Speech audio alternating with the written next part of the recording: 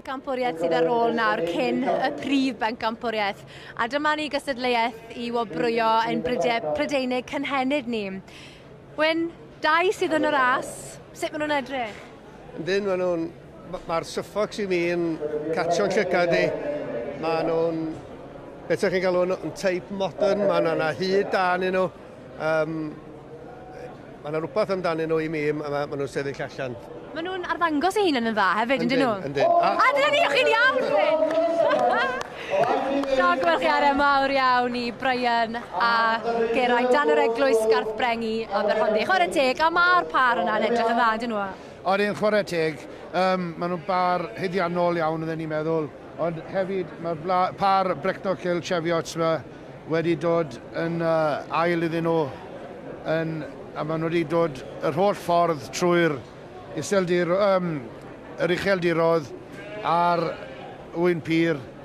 Maen nhw wedi wneud yn anhygol, chwarae teg. Tair blynedd mae'r gystadleuaeth hon wedi bod yn redeg, a mae'r Defedion Cymreig wedi ennill 2 flynedd, a wedyn y Torddi, felly mae'r Brydau Mynydd wedi bod yn gwneud yn dda yn y gystadleuaeth hon. Odi, a mae rhywbeth bach i gystadleuwyr Cymru mewn ffordd, rhywbeth yn ychwanegol am ddwad a troi allan, ond mae'r ddwy oen benddi yma, maen nhw'n ddwy oen brydferth, ac o'n nhw'n gweld yn hanlon bendigedig. Ydy, achos ar ddiwedd y dydd mae'r ddafod Suffolk wedi gwneud gwaith neilltuol yn ein diadellon i dros y blynyddoedd. Dros y blynyddoedd, Suffolk sydd wedi bod yn asgwrn cefn y diwydiant gig oen.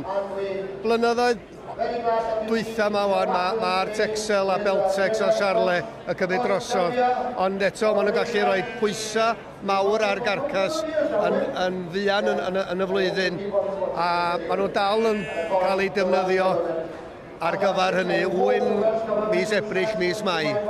Wel, diolch o galon i chi'ch dau yn arbyn draw i weld Geraint. Well, Geraint, amazing, fair play you, well done. How does this feel? Oh, it's a great honour. You know, a lot of work goes into it and a lot of time, a lot of sweat, as I said before. You know, but it's good when you get results, I guess, at the end. It makes it worthwhile. So. How many pairs did you trim this year? Not only for yourself, but for other people as well? For you, I think I've done best part of 30 pairs. So 60 lambs? 60 lambs, yeah. And been over some of them twice just to come here. So it's been a busy week of 10 days, yeah. How's your hand holding? Oh, it's still there. It's still there, yeah. Yeah, so no, it's worthwhile, you know. I think most of the pairs that I've trimmed have had prizes for myself and other people. So, you know, it's worthwhile and they're happy, I'm happy, so and the bank manager's happy. That's important too. That's important, yeah. So I'm going to once again. Thank you very much. Well done you. Thank you.